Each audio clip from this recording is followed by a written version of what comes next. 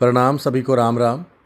मैं इस समय गुप्ता फैमिली में हूँ और इस फैमिली के साथ एक साइबर फ्रॉड हुआ है, जिसके अंदर सिर्फ साइबर फ्रॉड ही कारण नहीं है। सबसे बड़ा कारण है जिस बैंक में इनका अकाउंट था, और वो बैंक J&K बैंक, जिसकी ढेर सारी कंप्लेंट्स हैं। एक कंप्लेंट नहीं है J&K बैंक की, बहुत सारी कंप्लेंट्स हैं।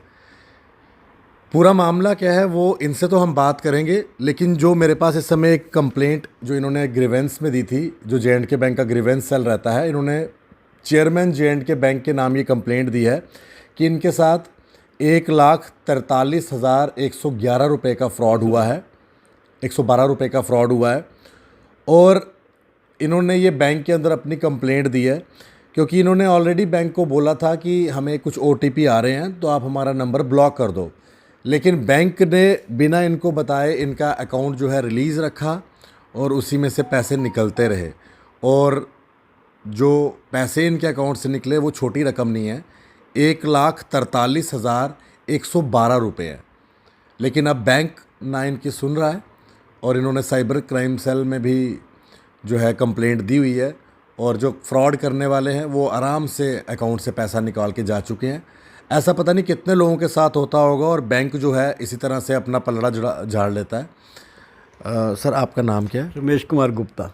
रमेश जी, जब ये पूरी वारदात हुई, आपके पास सबसे पहले जो OTP आया, आप मुझे वहीं से बताएंगे, और फिर आप बैंक में गए, पूरी क्या बात हुई? 15 तारीख को मेरे पास एक OTP आया जी। जो 40,000 हज़ार के 3 OTP थे। अच्छा। तो मैं यहाँ से मैंने देखा कि ये OTP आए हैं तो ये फ्रॉड OTP हैं। तो मैं सीधा तुरंत बैंक के पास चला गया।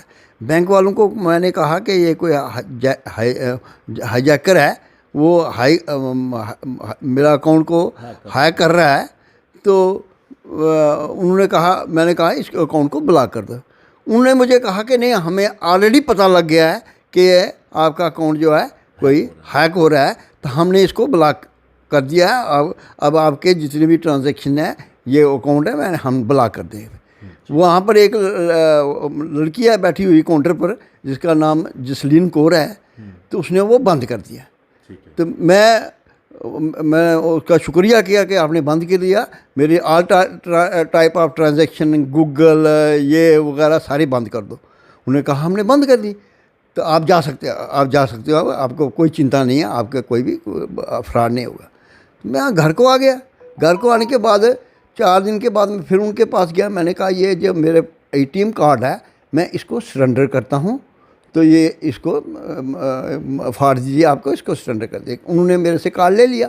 उन्होंने कहा कि आप ये सरेंडर कर रहे हैं तो आपको हम इंस्टेंट कार्ड देते हैं, इंस्टेंट कार्ड देते हैं। वो सब्ज़ रंग का होता है, वो मैंने ले लिया। मैं ले लिया। तो मैंने कहा मेरे अकाउंट का पहरेदारी कर रहे हो? कहती हाँ अंकल, कोई बात नहीं, ऐसा थोड़ा हो सकता है। मैंने कहा ठीक है। मैं घर आ गया। मैंने वो सब्ज़ कार्ड को एक आध बार ट्राई किया तो वो पैसे नहीं निकले, एक्टिवेट नहीं हुआ था। 29 तारीख को मैं चला गया। 29 तारीख को मैंने कहा उसको, मैडम मैंने कहीं बाहर जाना है तो मुझे पैसे की ज़रूरत है, तो ये पैसे मैंने निकालने हैं। तो कहती है आप निकालो, मैं साथ में चलती हूँ। वो मेरे साथ में ATM तक आई। मैंने ऑपरेट किया, उसी के कहने से ऑपरेट किया, तो मेरे 20,000 रुपये निकल गए। मैंने कहा थैंक यू, धन्यवाद, मेरे बहुत बहुत शुक्रिया, सुबह की बात है। फिर मैं घर आ गया। घर आके 29 तारीख को 30 तारीख को हम भद्रवाह चले गए। भद्रवाह हमारा घर है, वहाँ पर हमारा प्रोग्राम था रहने का। मेरी बेटी भी साथ में आई थी। तो वहाँ रात को 2 तारीख को मैं रात को देखता हूँ 11 बजे 12 बजे के मैसेज आए हैं, जिसमें 40,000, 40,000, 50,000, 10,000, 8,000, 5,000, 100, 100, 10 रुपये, ये इस किस्म की ट्रांजेक्शन निकली हैं। तो बैलेंस जो है 510 रह गया। मैंने कहा ये 510 मेरा सारा का सारा लूट लिया उन्होंने पैसा। तो मैं बड़ा परेशान रहा। मैंने उसी वक्त गाड़ी की तो जम्मू आ गया। जम्मू में सीधा बैंक के पास गया। बैंक वालों को कहा, कहते हैं अंकल सारी बड़ा अफसोस है। मैंने कहा अफसोस क्या, मेरे पैसे चले गए, आप अफसोस करते हो? आप ये फार्म भरो, तुरंत ये फार्म भरो। हमने ये फार्म भर दिया। इसको डिस्प्यूट डिक्लेरेशन फार्म कहते हैं। भर दिया। भरने के बाद कहते हैं आप एक काम करो, फटाफट साइबर क्राइम के दफ्तर जाओ। हम साइबर क्राइम के दफ्तर चले गए।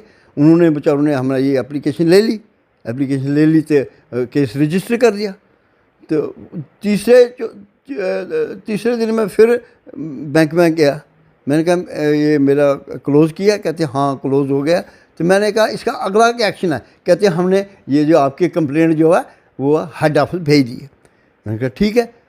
अब मैं उसके बाद मैं साइबर क्राइम के दफ्तर गया, मैंने कहा मुझे रसीद दीजिए, उन्होंने रसीद दे दी, वो कंप्लेंट नंबर भी है इस पर, पढ़ के सुनाओ कोई बात नहीं। कंप्लेंट नंबर जो है वहाँ पर साइबर क्राइम के दफ्तर में 354 CPSJ है।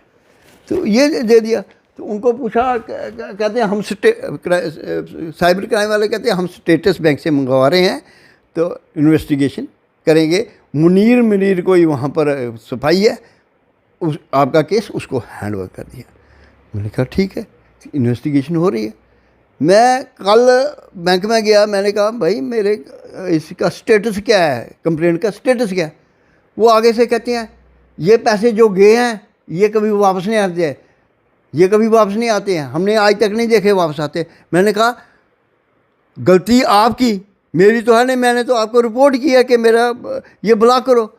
अगर आपने ऑपरेट भी वो एक्टिवेट भी किया तो आपको नहीं पता कि हैकर पीछे पड़े हुए हैं, हैकर हैं, तो आपने बंद क्यों नहीं किया? आपने मुझे कोई सलाह क्यों नहीं दी कि इस पैसे को दूसरी जगह रखो, FD कराओ या कुछ करो, या कुछ नहीं। वो कहते हैं पैसे जो चले जाते हैं वो आते नहीं। मैंने मैनेजर से अप्रोच की, मैनेजर को तो नेगेटिव रिस्पांस था।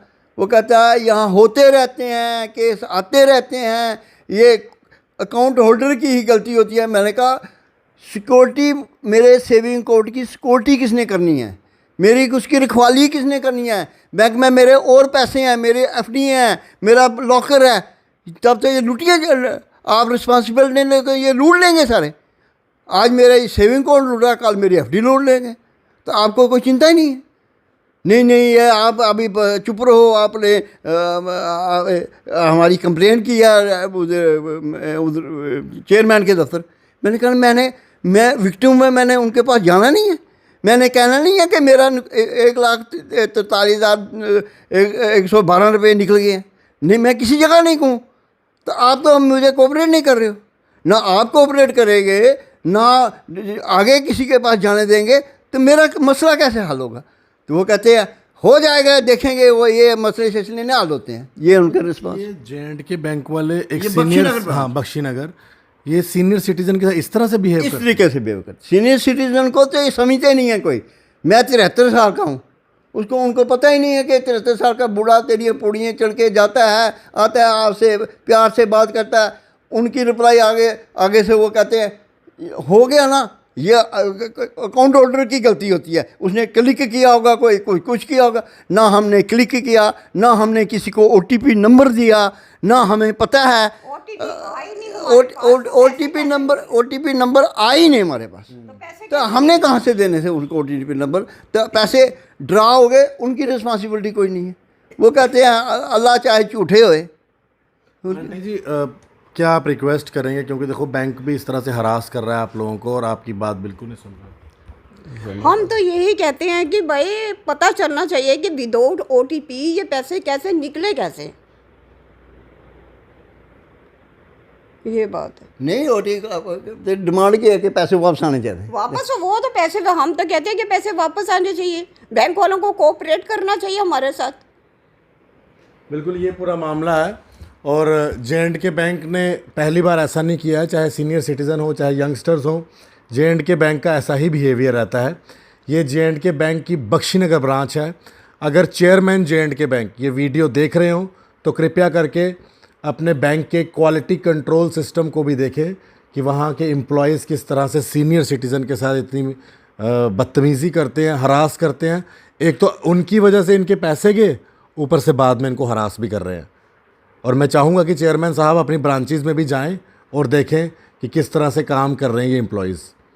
फ़िलहाल इनके 1,43,112 रुपये गए हैं।